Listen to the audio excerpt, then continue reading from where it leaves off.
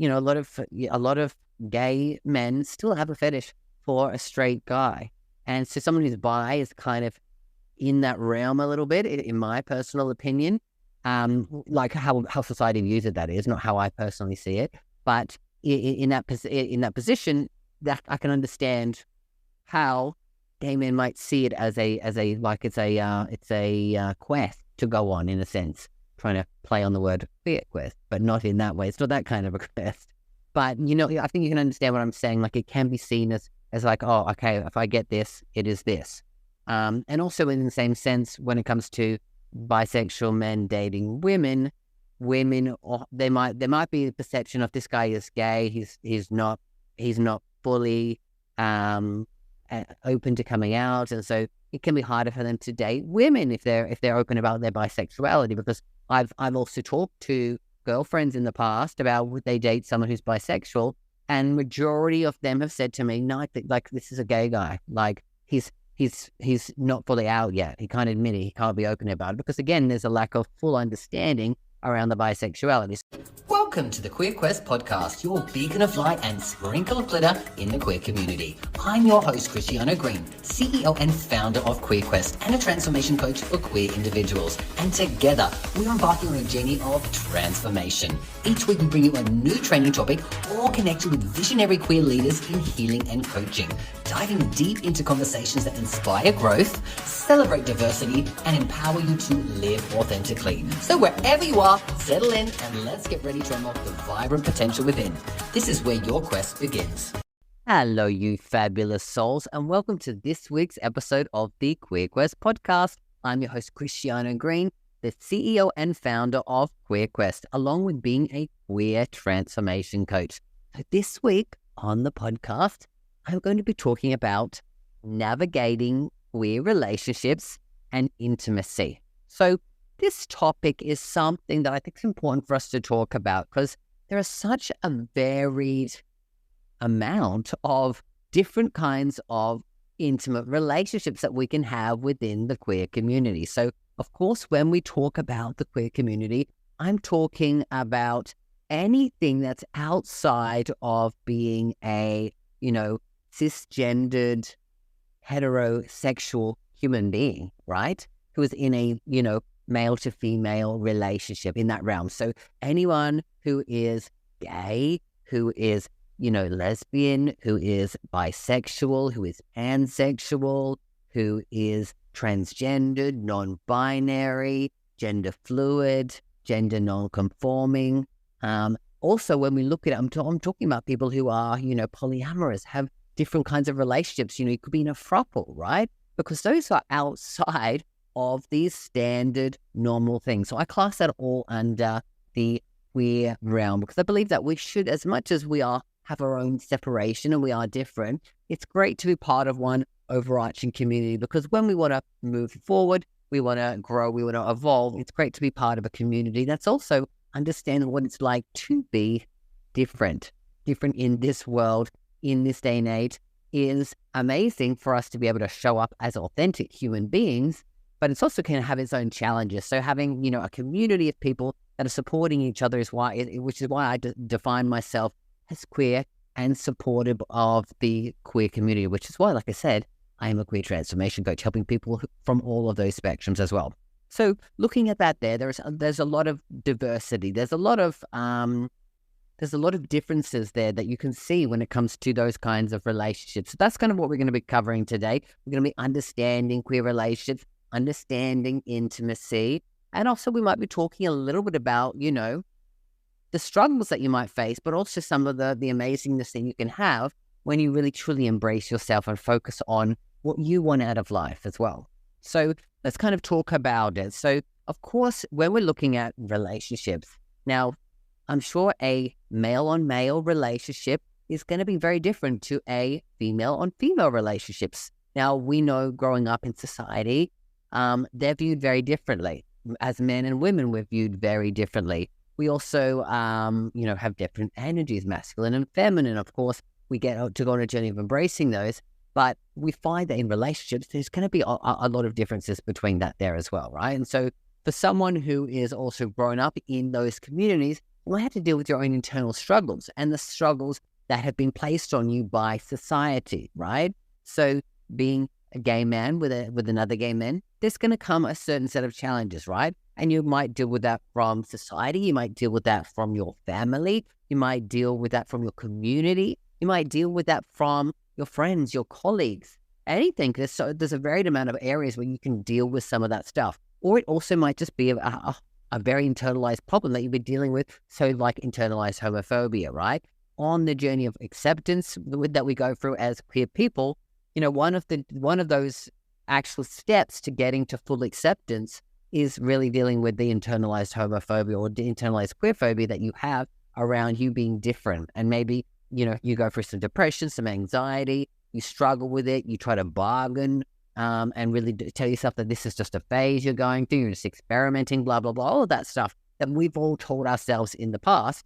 That's part of the journey. So going through that and then trying to find a relationship and have a successful, loving relationship with someone else who's been through that, you're probably at different stages as well. So holding on to and growing and finding people, finding a partner in that realm, very difficult, right? And I've helped hundreds of people in that space who've definitely struggled in the past, and we've helped them to get some successful, happy, long-term relationship, which is really awesome as well. Same thing would happen for, lesbian relationships. But of course, there's going to be dealing with different things as well, because again, society views lesbians differently to gay men, and it's a different struggle. So as women, oftentimes it's over sexualized. Oh, it's a fetish for men, right? So it can become with this real overarching, there's different struggles is what I'm trying to get at. And so really for women, for them again, they're going to have their own struggles coming into it.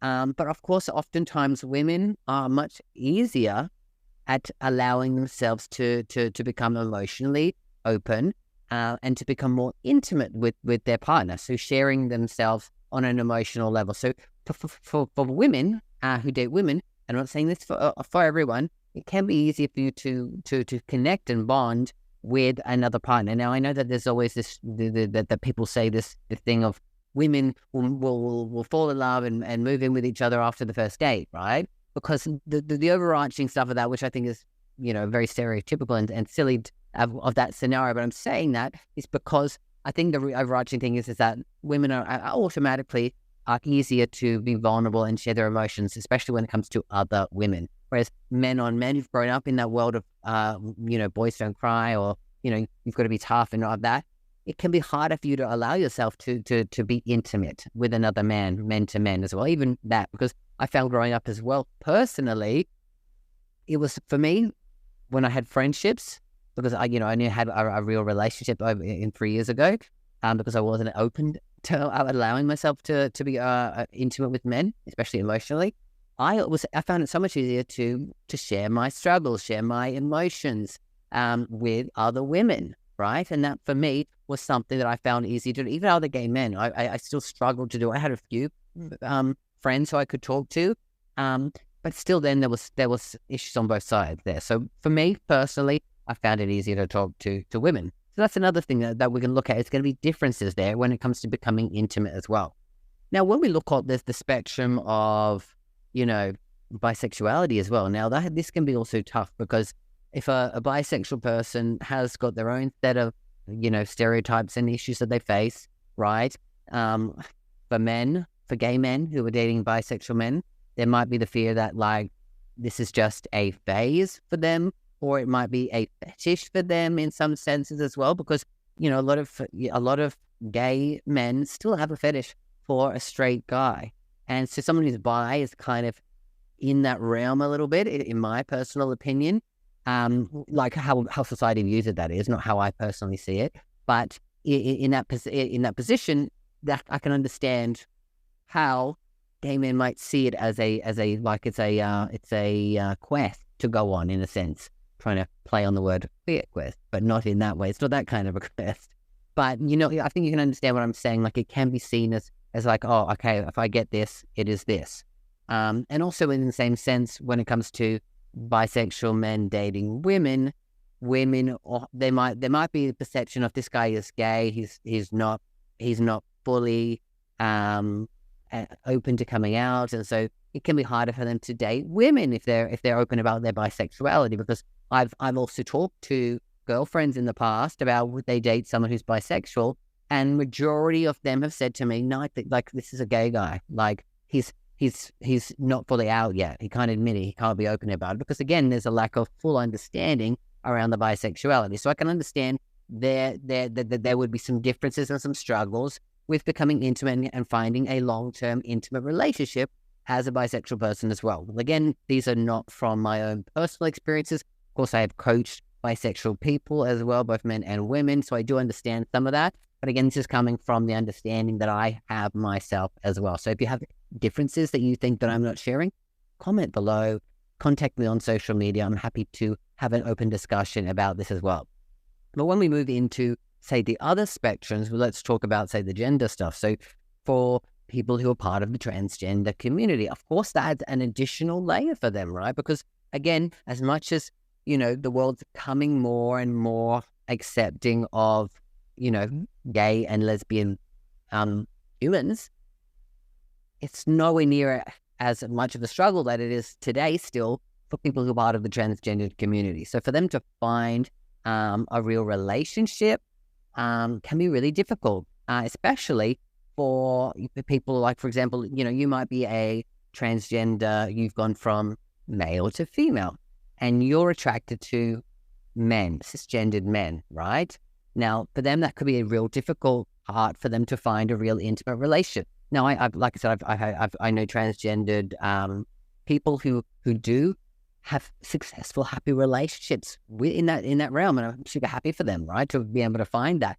But I also know that it can be a big struggle as well. Again, going through your own internal battle to come out as transgender has its own set of struggles and things to work through.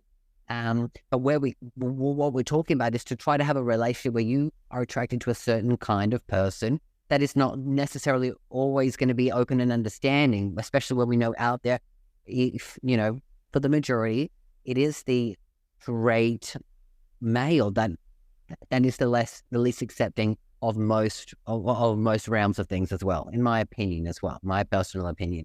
So I can understand how it might be different. Now, same thing, if you've gone from male to female, and you could be someone, so female to male, and you're interested in women, or you could be interested in men as well. There's still some struggles with gay men dating trans men, or like straight women dating a trans man, or you could be in a relationship and you're going to transition as well. And how does that affect your relationship, right? Well, a lot of these factors come into play. And so it can be a real kind of battle for you to find love, especially when you're someone who really is longing for it and looking for it and really wanting it in your heart, right? To really be able to have that. So that's something again as well that is another layer that can pull you out from having a deep connection, finding a relationship, having that deep intimacy that you long for. That's really something to think about and to focus on when it comes to relationships. Same when it comes to coming out as, you know, non-binary, gender non-conforming, gender fluid, whatever it is, there's always going to be a layer of people not understanding it. And so that's why you often find that, again, in these kinds of communities, people will date people who are just like them as well. They find other people in the community. Now, I know that's not always the case, and there's definitely many accepting people out there, and it's becoming more and more accepting. But I know how much it can be a struggle for you to find that kind of relationship when people don't truly understand who you are. And I'm sure for you, be in an intimate relationship, you want to be with someone who truly does understand you and your struggles, which is why, you know, it can be, like I said, when we compare apples to apples, it would be easier for a lesbian couple or a gay couple to share their struggles when it might be for, say, gender non-conforming or gender fluid non-binary, because again, it might be harder for you to find someone who is a match to you that's in that community. And so there again, I can see how like you're not necessarily looking for that, or you are, right? You might be wanting someone, again, if you're someone who's gender non-conforming, non-binary, you may not be wanting to find a relationship with someone who's not out there, or you may, right? Again, it's everyone has their own set of what they're attracted to or what they're looking for. And that's the thing. We all have to be aware that that is something that we need to hold on to as well. So such differences there. When we look at it again on the spectrum, because like I said, there's so many things out there as well we're looking for. So I'm talking about, like I said, I'm not touching on every single. I'm kind of trying to grasp it into those different areas of like, sexuality or gender, and then also like the different kinds of relationships out there as well. Because again, people who are, for example, if you're someone who's in a throuple, from my understanding, it's not necessarily that you are always out there looking to be part of a throuple, right? You were probably in a relationship, and maybe your relationship was open, and you met someone, and you brought him into your relationship, and it just worked, right? Now, I'm not saying that's how it always happens, but I say from the majority of people I understand who are in thruples, it was never something that was planned. It was just how it went, and it worked for you, and that's amazing. So for that, it can be difficult, right? Especially if you're someone who's on the outside coming into an already established relationship where the couple have been together for a length of time, and you can see that they love each other. And for you to come in on the outside, I can see how that could cause some issues as well. Like, does this person, do they, like, is this going to last? Is this just a fling?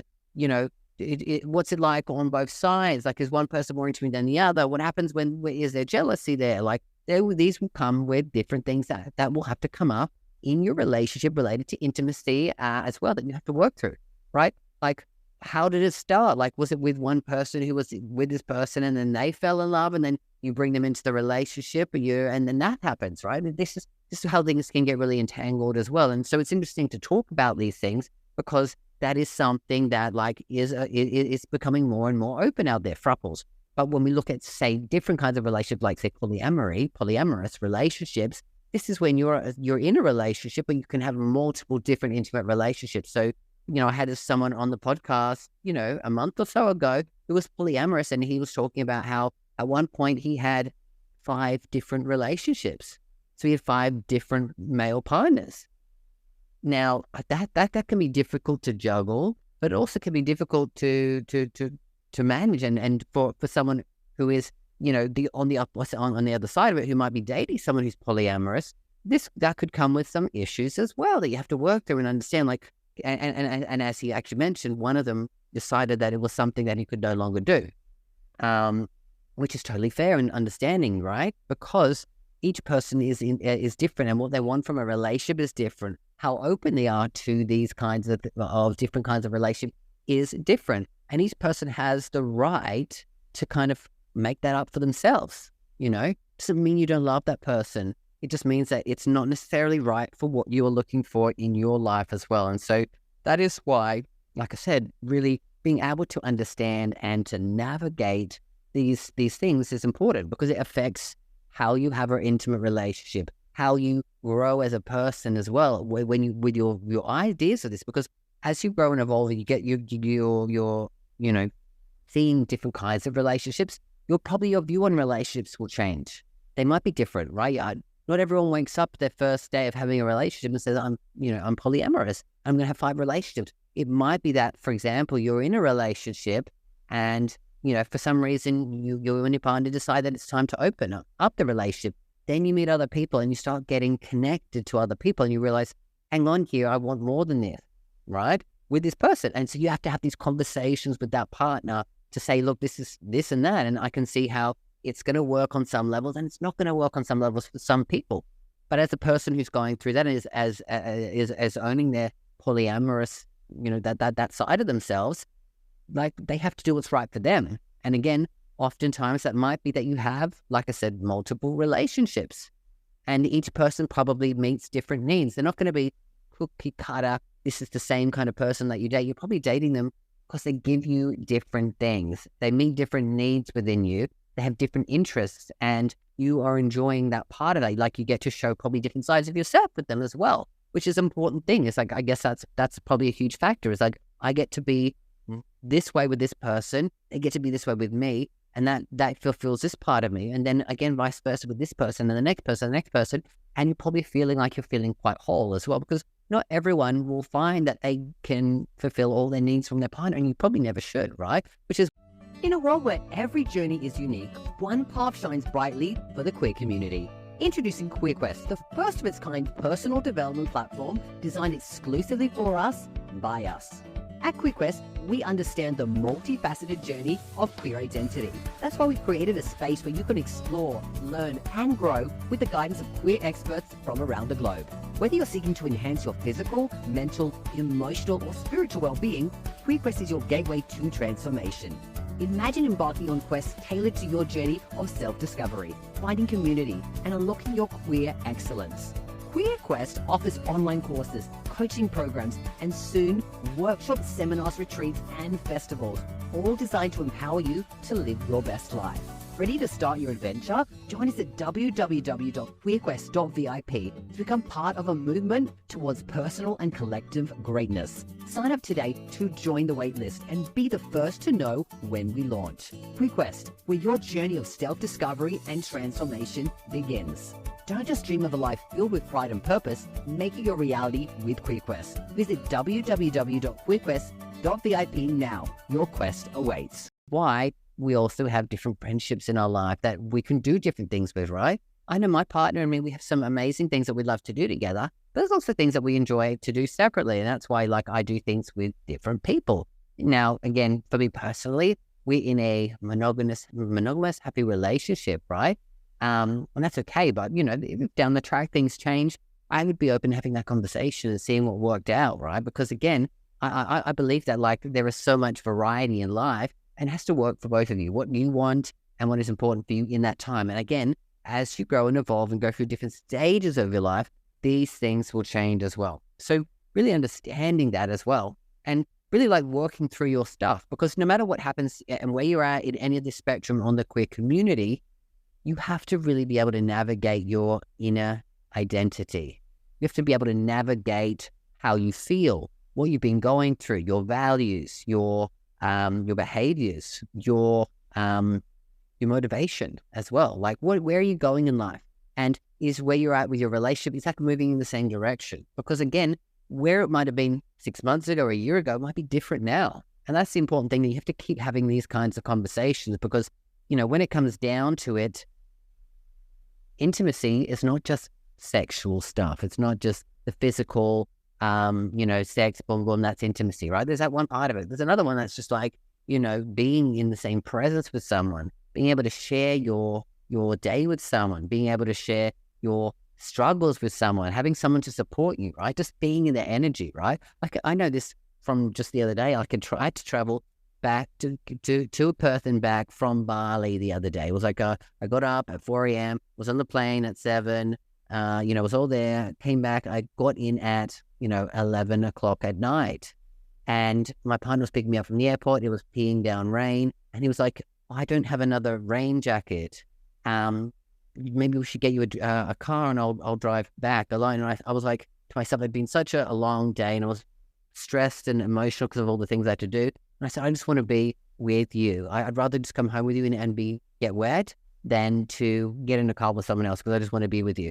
As soon as I got on the back of the car, it was raining for the first maybe 5-10 minutes, not a lot, but I just found it very purifying. I just was like, I was with him on the energy. I was just with him. We weren't talking because he was driving the scooter. I was on the back of it, but I just felt felt safe again. I felt secure. And to me, that's another layer of intimacy, just being with someone and knowing that you feel safe with them as well, right? You don't have to say anything, but just being with them. Oh, thank God I'm home. I'm with this person. So that's another layer of it that we have to work out as well. So really being able to see that and to experience that and to understand that, it's about really navigating for you. Like I said, the intimacy is physical, it's emotional, it is mental, it is spiritual, it is energetic intimacy, right? And if you're someone who really understands that, you probably know exactly what I'm talking about. It's like a deep level of intimacy where you have all of that stuff there. And for you to improve your intimacy, you have to be willing to have, like I said, open and honest communication with building the relationship the way that you want, right? Like I said, the way that you communicate to one person will be different to another. So again, however your relationship is, you have to learn how to work with it within that person for you to build strong intimacy. Now, if you're someone out there who's listening, who is single, and you're like, you want to find intimacy with people, right? Again, I know that when I was single as well, I was getting certain parts of my intimacy with different people, with different friendships. Again, like, there would be friends with that I could, we would be much more lovey-dovey in the sense of hugging and doing things like that. And I was getting some physical intimacy, man. Nowhere near the level that I was wanting, but that was that. But I was getting a lot of, say, my emotional and my spiritual and mental intimacy with people, because I had certain friends that I could really talk to, and we would hang out often, and we would share our wigs and our struggles and things like that. And I felt like I was being able to do that.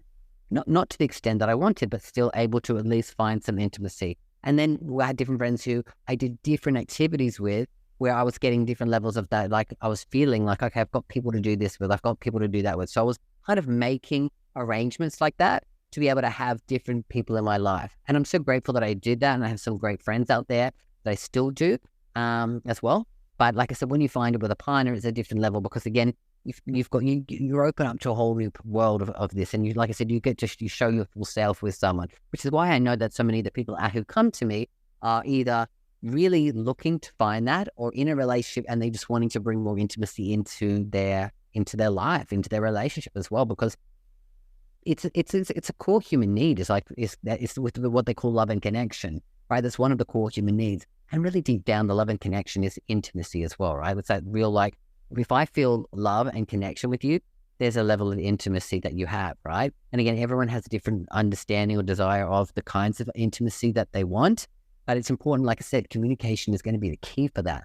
How do you match up on your partner? Do you have the same kinds of intimacy, right? We talk about the different kinds of love languages as well, right? Some people like physical touch. Some people like quality time. Some people like gifts. Some people like acts of service. Then there's also words of affirmation, right? You've got to understand each other so that you can provide intimacy to a person also in the form that they like it to receive it as well. But also you've got to realize as well, how do you like it, so that you can express that to someone else, because not everyone gets the chance to do that. So again, if you can understand when it comes to those different love languages, it's also going to be helpful as well. So often if you're struggling to do this and you don't know how to start a conversation, often look at your partner and see how they're expressing love to you, because often they're expressing love in the way that they want it back. Like, so my partner often does so many amazing things to me, for me, and because one of his big love languages is acts of service. So I have to often go out there and go, what can I do for him so that he feels that in the way that he wants, like the way that he wants to receive it as well? Because me just being able to buy him a gift might be great, but he may not see that as receiving love in the way that he wants it. And so you'll see how there can be some conflict in that as well. This is why it's important, again, for us to really take note of intimacy for ourselves, have that conversation with our partners, have the conversation with those people that you're going on dates with. Don't think it's silly to ask these things on early dates with people, because I think the more you can be open and intimate with someone on a first date, the more it shows how emotionally intelligent that you are. And if someone can't handle that on a first date or a second date or wherever you choose to have the conversation, you're just realizing that these are not the kinds of people that you're meant to be with. Because if you're someone who really wants to find that intimacy, don't waste your time and go through months and months of dating to only realize later on that, hey, they're actually not going to match me when it comes to the kinds of intimacy that they're looking for, or if they're even open to being able to share themselves on the level that you want to be able to share yourself and have someone share themselves with you. So I trust this has been valuable here as well. Again, if you're someone out there who's looking to date and you're struggling with that as well, like I said, it's about figuring out what it is that where you're at in yourself. Are you completely 100% open and ready to be in a relationship? Now, you might think that you have been. I could say that it's from a place of deep understanding, because I had been struggling to find love for so many years. When I came out at 21 and I actually put myself out there, I had all these flings, all these things that would happen. Nothing was ever going to be long-term. Nothing ever felt like a proper relationship to me. I never was with anyone for more than a few months. I think 6 months was the longest, and it even wasn't that close of a relationship. So moving to where I was now, to where I've been in my relationship for 3 years, what I can say the difference is that I had to do a lot of work in the year to 18 months prior to getting in the relationship that I am in, to be ready for it, because there was a lot of unlayering of the onions, a lot of the peeling back the mask that I've been putting on. And really dealing with the emotional baggage that I had. Growing up, I got bullied a lot, and I suppressed that. I dealt with depression. I dealt with anxiety. I dealt with suicidal thoughts before I came out, And then some of that anxiety I've been dealing with for well over 10 years. I had to deal with the substance abuse issues that I had when it came to alcohol and to different drugs, right? I had to work through that stuff to get to a place where I was within myself a lot more happier and settled, and on a journey of healing and also on a journey of self-acceptance, right? When I was able to go through that and actually sort out all that stuff, I was able to realize that I was no way in a place where I was ready for a real relationship because I wasn't ready to truly let people in here, into my heart, right? And so being intimate means you let people into your heart, right? Especially when you're in a fear of because I was afraid of getting hurt because I was already really in a place of hurt and dealing with a lot of rejection. Now, if you're someone who struggles with rejection, you know how hard it is to put yourself out there because you're protecting your heart. So the best way for you to be able to move forward is to heal your heart and to go on a journey of that and go on a journey of self-acceptance and realize that there is no one out there who can reject you but yourself. And every time someone who probably had rejected you in the past, it added on to the piling of rejection that you've been doing to yourself. So we have to work on working through this, which is what I do with so many of my clients out there, is I help them to overcome their own stuff, get out of their own way, deal with their unworthiness. When we talk about self-love, there's different components. Is self-awareness, really truly understanding yourself on a deep level, how you come across to other people, understand the good, the bad, and the ugly when it comes to your life and what you are happy with and what you're not happy with, right?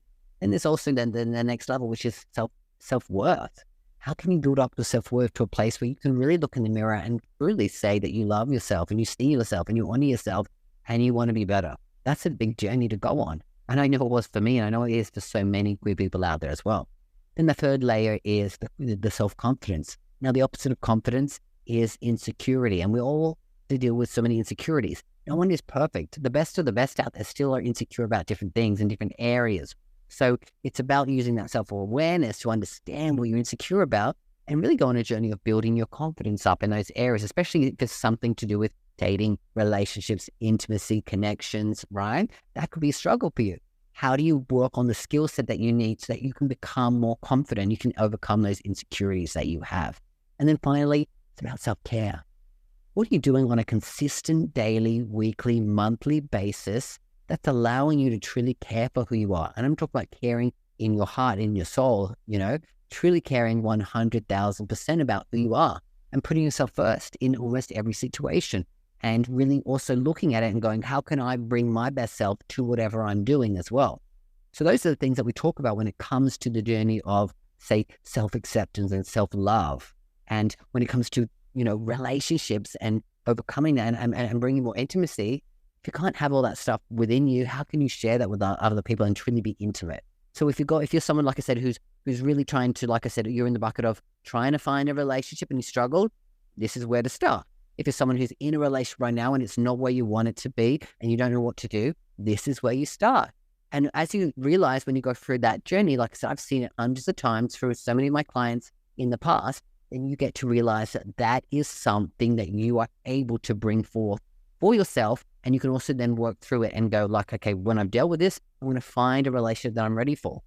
Also, if I'm in a relationship right now and I go through that journey, I either get to see that this person in front of me is amazing, or I go and like I can become more intimate and closer with them, or I realize actually I'm in a relationship with the wrong person because that relationship was with a version of me that I'm no longer able to be. And that's okay as well. You're able to set yourself free and able to set them free to find the right person for you. So I trust this has been valuable for you. And I'd really love to hear your thoughts as always, because I love this topic. As you can probably see, I've been really going into it because this is one of my favorite topics, because I love intimacy. I love love. I love connections. I love relationships, right? So if you've got questions, you've got shares, you know where to find me. You can comment below. You can reach out to me on social media, and I'd love to hear from you as well. Other than that, I am going to be back here next week with another episode of the Queer Quest podcast. And until then, always remember that you have got this and I've got you. Bye for now. Are you ready to embark on a transformative journey towards love and happiness? Introducing the 21-day Gay Man's Guide to Love and Happiness. This isn't just a course, it's a pathway to discovering your true self, overcoming challenges, and embracing happiness. Join hundreds of gay men who found joy and freedom. Learn from Christiano Green, a coach with 20 years experience and a journey like yours. For a limited time, get this life-changing course at 75% off with a 100% risk-free guarantee. There's nothing to lose, but so much to gain. Your new life is just a click away. Enroll in the 21-day Gay Man's Guide to Love and Happiness today. Visit theglobalpridecollective.com and start your journey towards a happier, more fulfilled you.